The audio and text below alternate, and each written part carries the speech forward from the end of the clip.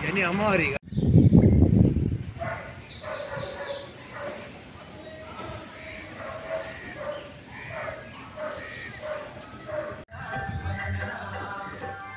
ఇంకా మీ వాళ్ళు ఎవరైనా ఉంటే పిల్లలు స్వామి శరణం. కంచిగచర్ల బైపాస్ రోడ్లో ఉన్న శివసాయి క్షేత్రంలో అయ్యప్ప స్వామి దేవాలయ ప్రధాన అర్చకులు నేను పద్మనాభ నంబూదిరి. నేను దాదాపు 21 సంవత్సరం గొల్లపూడి దేవస్థానం ప్రధాన అర్చకులుగా అన్నయ్య స్వామి తర్వాత నేను అలాగే చేశాను. 2004లో ఈ దేవాలయ ప్రతిష్ట జరిగింది. అప్పటి నుండి నేను ఈ దేవాలయంలో ప్రధాన అర్చకులుగా ఛార్జీ తీసుకొని స్వామివారి నిత్య పూజలు, కేరళ సంప్రదాయ పద్ధతిలో నిత్య గణపతి హోమము, అష్టాభిషేకము, కుశ పూజ, మధ్యాహ్న పూజ, అత్తాళ పూజ కార్యక్రమం జరుగుతుంది. అలాగే పడి పూజ గుడి ప్రతి సంవత్సరం జరుగుతుంది. ఊరేగింపు కార్యక్రమం జరుగుతుంది. నిత్య అన్నదాన కార్యక్రమం దాదాపు 70 రోజులు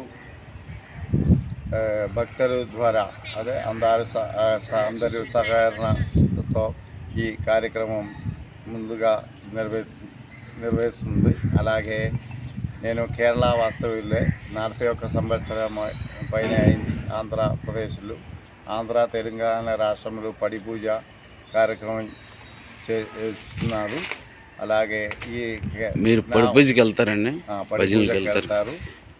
చాలా చోట్ల నిన్న కూడా ప్రతిరోజు ఉంటుంది నైట్ పడి పూజ. పొద్దున 3:30కి చేసి నిత్య పూజలు చేస్తారు. అలాగే నా సొంత అన్నయ్య స్వామి గొల్లపూడి ప్రధాన అర్చకులుగా కీర్తిశేషులు నారాయణ నంబూదిరి. అలాగే ఇప్పుడు ఉన్న ఆంధ్ర తెలంగాణ రాష్ట్రంలో ఉన్న నంబూదిరిలు హైయెస్ట్ అదే సీనియర్ మోస్ట్ మురళీధర నంబూదిరి అన్నయ్య స్వామి నా సొంత బ్రదరే. నేను కూడా ఇక్కడ 20 సంవత్సరాలు అయింది స్వామి. అలాగే కీర్తిశేషులు గద్దే ప్రసాద్ పావని దంపతితో ఈ దేవాలయం ధర్మకర్తలు వాళ్ళే. అలాగే ఇప్పుడు ఆ స్వామి లేదు మనతో పాటు. ఈ శివాలయం అలాగే అన్ని దేవాలయం సాయిబాబా, సత్యనారాయణ స్వామి, ఆంజనేయ స్వామి, జ్ఞాన సరస్వతి దేవి దేవాలయం, అన్ని కుమారస్వామి దేవాలయం, నవగ్రహములు అన్ని దేవాలయంలో ఇక్కడ ప్రతిష్ట చేశాను. నిత్య యాగం కూడా చేస్తున్నారు స్వామి.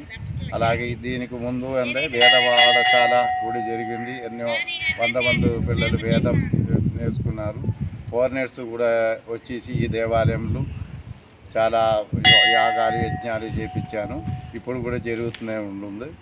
అలాగే శివరాత్రి కూడా మహా విశేషంగా పూజలు జరుగుతుంది.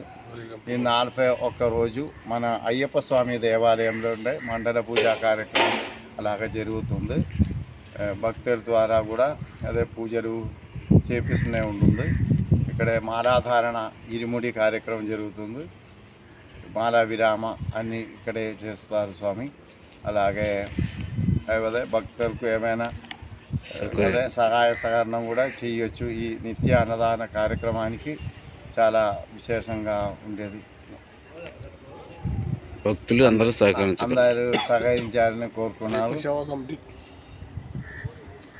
అయ్యప్ప సేవా సమితి అదే అందరూ దీంట్లో అందరూ పాల్గొని ఈ కార్యక్రమం విజయప్రదం చేస్తున్నారని కోరుకున్నారు.